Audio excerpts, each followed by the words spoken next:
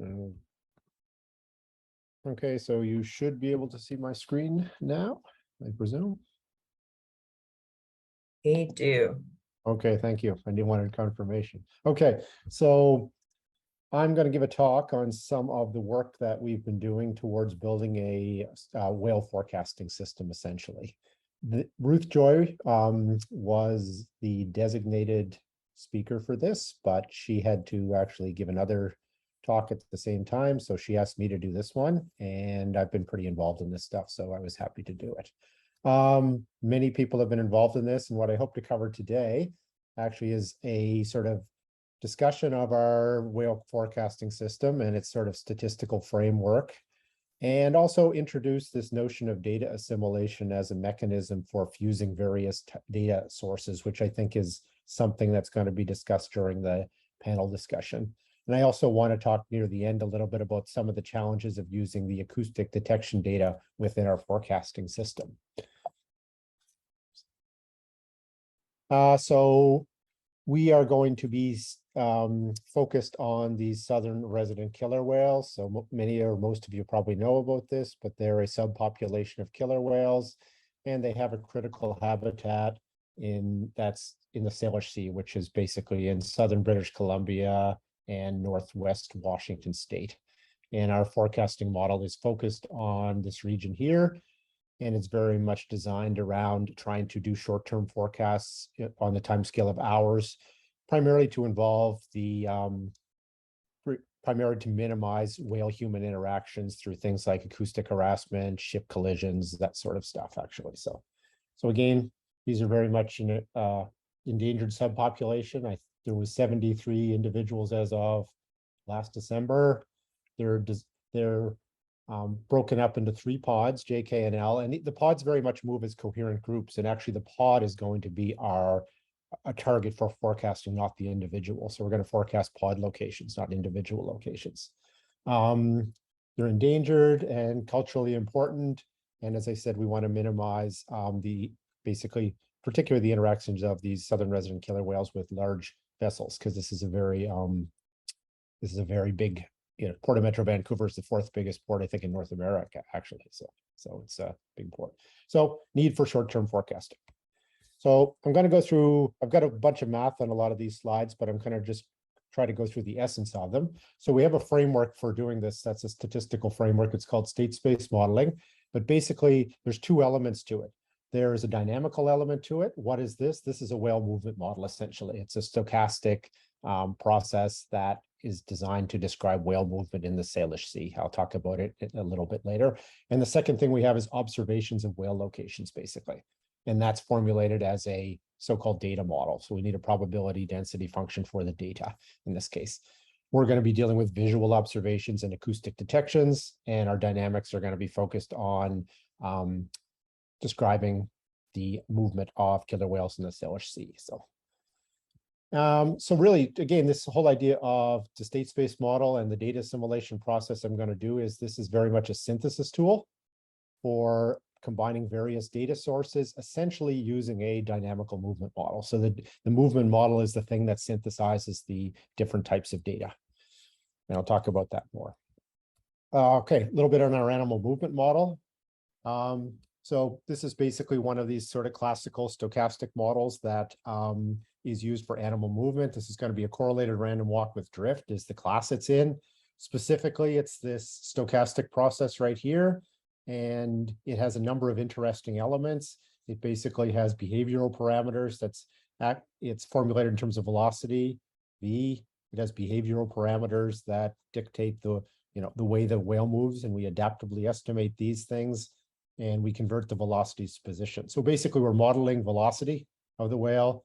We're converting these to positions, which are the things of interest, and our observations are also in terms of location or position. So again, we estimate behavioral parameter adaptively. So this is the thing that dictates whether the whale is like transiting, foraging, those sorts of things. And this drift term that we have in here is encapsulating the prior information we know about southern resident killer whales. Right now, it's mainly about historical monthly southern resident killer whale occupancy in the Salish Sea. Point with all of this is this movement model isn't this isn't the be all and end all model. We're actively developing it, but it's very much a flexible, extensible framework that we can incorporate, as we learn more and as we, dig into things a little bit more. We can incorporate that prior knowledge very easily. We can also incorporate real-time oceanographic conditions, which are being produced for this region too, within this framework. Okay. Now getting a little bit into observation. So there's two major types of observations that we're going to consider in this analysis. The first one is visual sightings data. So these are basically sightings of killer whales by observers from things like whale watching vessels.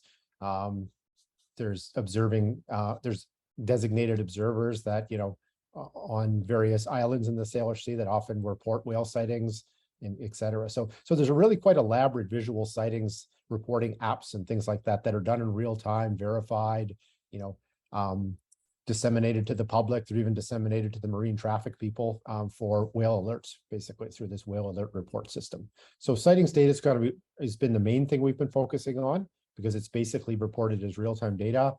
We've also been getting more and more into the use of the hydrophone data. So from passive acoustic monitoring, that's been sort of the thing that we're working towards more in the future. And I'll talk a bit about that near the end of the talk. Okay, so data assimilation. So this is the sort of framework that we're using for this. This is basically the approach that they use in numerical weather prediction to, sequentially move forward, make predictions of weather tomorrow, get new data, update the predictions, predict forward, and so on, basically. So I'll just run through this really quickly here. So the idea here is we're going to fuse a dynamical model and data, basically. And to do this, we're going to do ensemble or probabilistic forecasting. So the idea, if this was the position in space of a whale at time today, now, it's time t-1, we'll say, and this would be an ensemble. So we'd have a bunch of candidate positions. And this would constitute the initial condition. So we know where the whales are today with some uncertainty envelope. The next thing we do is we would forecast this forward one time step, basically. So we'd say, okay, we know where the whales are this hour. Let's forecast it forward to the next hour. And this would be done using that whale movement model that I showed you earlier, basically. So we went from a nowcast at time, the first hour to a forecast at the next hour. And that's done entirely using the whale movement model. What happens then is observations become available. People may have visual sightings, or there may be acoustic detections that tell us that the whales have changed location. That may not be entirely consistent with what we forecast, so we want to blend the two things together, basically. That blending is done through the data assimilation step here, and we synthesize basically the forecast information and the observed whale position to get a new estimate of where the whales are at the next time, and we basically can continue this process into the future. So essentially, we're sequentially updating the whale position based on forecasting with a movement model and correcting those forecasts in some sense with the visual observations. It also allows us to do at any time, given that we know we have a best estimate of the whale envelope, essentially, where they are, we can do end step ahead forecast. So we can forecast forward many hours if we want to, or many days if we want to, for that matter. So that's the kind of essence of the forecasting system. And as I said, it's widely used in weather prediction and oceanography and things like that now, and many predictive systems, actually. I'm going to talk a little bit here about some of the observation types and what I mean by a data model, kind of, because really the challenge here is we have all these mechanisms for collecting observations and producing observational products, but we actually need to make some assessment of the data quality within that, the uncertainties within that, and things. So visual data model. So what's the idea? We get a whale that we observe at some location, basically. That's, of course, not an exact thing. So the person's been sitting with binoculars on an island or in a boat, and they basically, hit their phone, and it, sends the position that the whale is. But that's not the position of the whale necessarily. That's the position of the boat, the observer, or if they're estimating the position, they're going to be off a little bit. So there's some uncertainty around this. So that's represented by this kind of spread here. So that's the most likely value where they were. But we're sort of saying, well, the whale could be anywhere within a certain region around the observation. So we formalize that kind of uncertainty in terms of a data model. So this is probably the simplest one. What's our observation is, basically equal to some true position that we don't actually know. and there is some sort of measurement error associated with the errors in observation. And we can write this down as a, probability density function. In this case, the simplest ones, just write it down as a, two-dimensional normal distribution where the uncertainty is encapsulated in this variance parameter right here. So in that sense, this is how we treat visual observations within the forecasting model, basically. And the major thing is we're assigning uncertainty to them. So if they're very uncertain, they won't change the model forecast very much. But if we believe them a lot, they're very certain, then we will actually, readjust the model forecast towards the observation. So now I wanted to kind of talk about acoustic detections for probably the remainder of the talk and how those are used within this forecasting system that I have, done kind of a cursory outline of. Okay, so acoustic detections, we want to talk about this data model thing I've just mentioned. So this is the idea. We actually want to write down some sort of probability density function that describes this data. This is probably going to be a lot more complicated than the visual data in a way, because one of the things is when you detect a whale at a hydrophone, we don't really know exactly where it is within the so-called listening envelope I'm going to be talking about. And because it depends highly on the acoustical properties of the ocean surrounding the hydrophone, as well as where are the whales vocalizing, what direction are they pointing, all of that sort of stuff. So potentially be quite complicated. So this is just kind of a sketch to say, instead of just a nice little normal distribution like that guy was, maybe it's something a lot more complicated. It's got to take into account islands. It's got to take into account bathymetry. It's got to take into account, acoustic propagation in the ocean, that kind of thing. So I'm going to say there's two key features, both of which I'm going to discuss today a little bit about how we should best use hydrophone data. One is this concept I'm calling a listening envelope here, basically.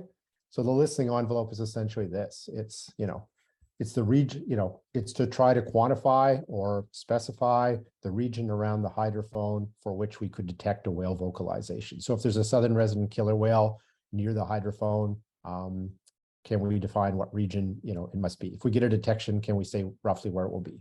We'll call that the listening envelope. And of course, this is something that's going to vary in space and time. So on a noisy day, say where there's lots of masking noise due to, say there's ships going by or something like this, we may not be able to detect it. On a quiet day, when the ocean's quite quiescent, the acoustic properties are nice, might be very much wider, basically. So it's going to vary through space and time. And then the second element of this is this idea of detection. So one, we have something that's basically, this is essentially based on the physical environment, as well as the source characteristics, the killer whale calls, acoustic propagation, and then the ability of the hydrophone to receive the signal. Detection algorithms, on the other hand, are basically saying, I'm going to use the acoustic feed from the hydrophone, and I am going to try to identify killer whale calls using, in our case, a spectrogram-based convolutional neural network. I haven't been working on this. Fabio and Oliver largely have been working on this, and I won't talk a lot about the details of it, but the point is we're interested in automatic identification of killer whale calls, ideally down to pod level, using some sort of machine learning algorithm. And the issue I want to talk a little bit about with this is the potential, how do we use this in the forecast system? And the fact we kind of have to actually think hard about how we deal with misclassification errors. Sometimes you're going to miss calls. Sometimes you're going to detect calls that when there isn't whales there. And, there's mistakes that are made in these detection algorithms. How do we use them essentially? So we'll talk about each of these two things in turn now. And this, I'll call this the challenges of using acoustic data within the forecasting framework. Okay. So first of all, this concept of a listening envelope. So I'm just going to say, okay, suppose we, and this, I'm going to do this as probably the simplest idea possible. Basically, we're interested in getting started. So we're going to start with the simplest way we can do things. So let's imagine there's a hydrophone at this location here. And let's just make a simple assumption. This is essentially going to be our data model. If there's a whale within zone 1, if the whale's present and vocalizing within zone 1 here, we're going to detect it with probability 1. So that's the listening envelope. Basically, it's close enough to the hydrophone that the hydrophone can hear it and identify the call. If you're in zone 2, conversely, that's sort of the maybe zone. You might be a little too far away sometimes for the hydrophone to get it, or sometimes it might get there. So that's kind of the zone you might be able to get a killer whale call propagating from zone 2 to the hydrophone, but you might not too. It might depend on the orientation of the killer whale, how loud it's that particular call is, etc. So it's kind of the fuzzy zone. And then in zone 3, far away from the hydrophone, basically we're not going to detect it. It's too far away. The call can't propagate through the ocean to the hydrophone in that case. So what do we got here? We've got this. The listing envelope then is going to be defined by, first of all, the source characteristics. This is the call volume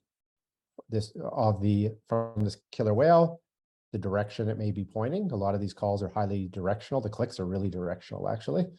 The local acoustic properties of the seawater through which the sound has to propagate this, and this can be encapsulated in like transmission loss, like that.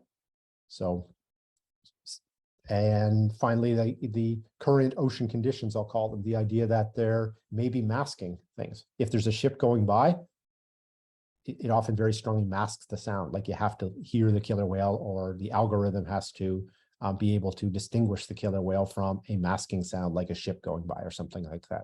And also there's, the microphone properties too, the hydrophone properties. How sensitive is it to sounds? So, and that varies from hydrophone to hydrophone. So listing envelope depends on a bunch of things. The point is I just drew some generic shapes here. The extent of these zones, how far away they are from the hydrophone, will vary in time, as will the shape largely. To first order, it's a range dependence issue though. So when you're far, far away from a hydrophone, you're less likely to hear the whale. So, and basically the way we're actually starting to work on this is we're basically defining a basic shape, which is based on the local geometry, bathymetry, that sort of stuff.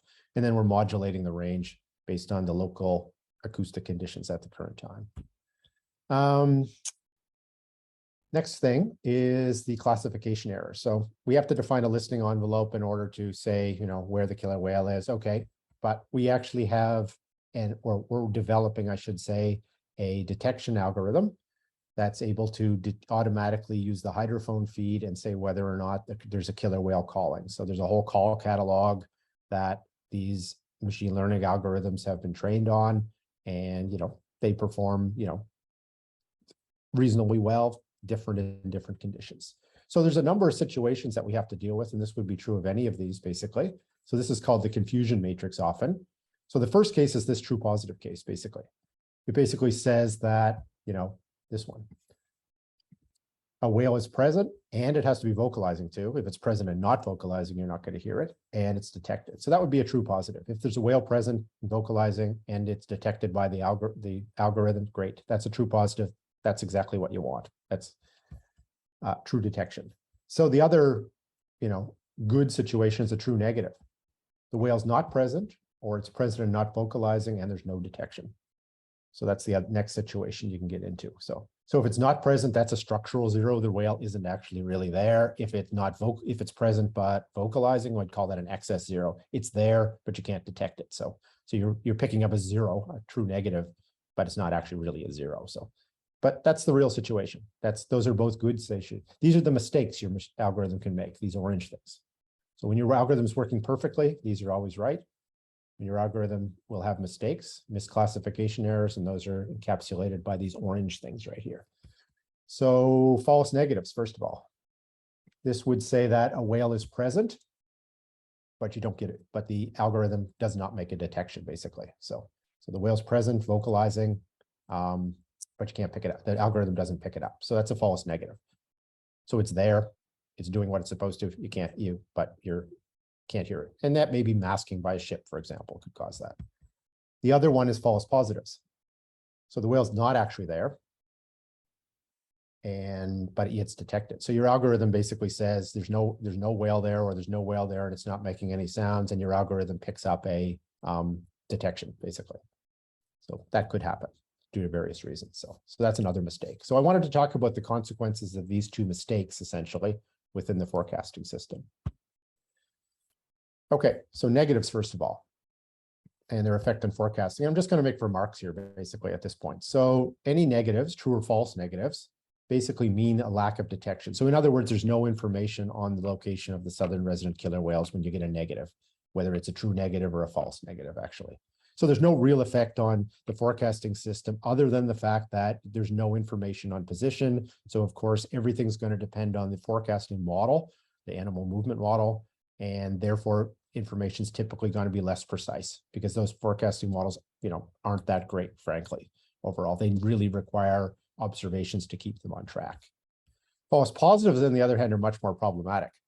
So if you actually are getting spurious detections, so if your acoustic detection algorithm spuriously, mistakenly detecting southern resident killer whales, that's going to have a really adverse effect on the forecasting system, especially if those detections are showing that the whales are far away from where you think they are at the given time.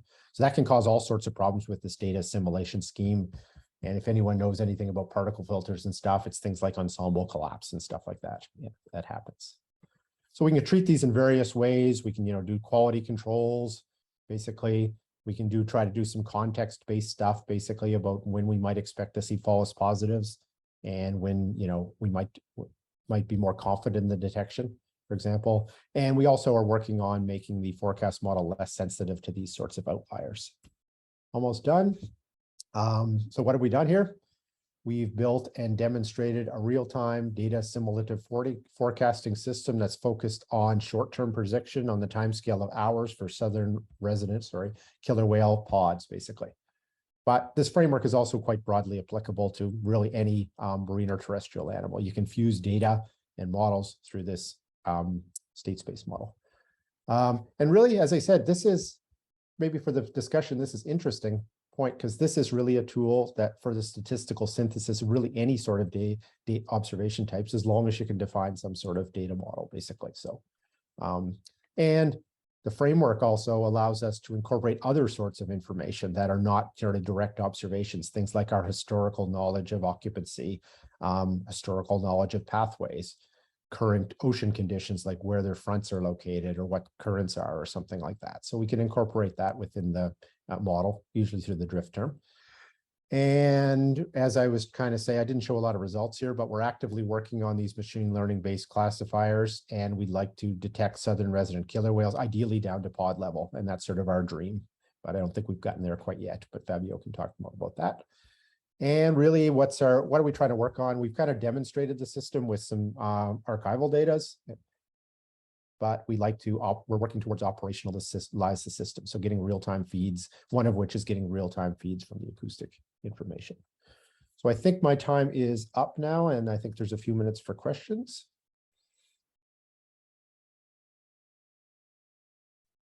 Great, thanks so much for that talk. We have a question in the chat already from Val Veers. Are you considering detecting southern resident killer whale clicks as well? Is this possible?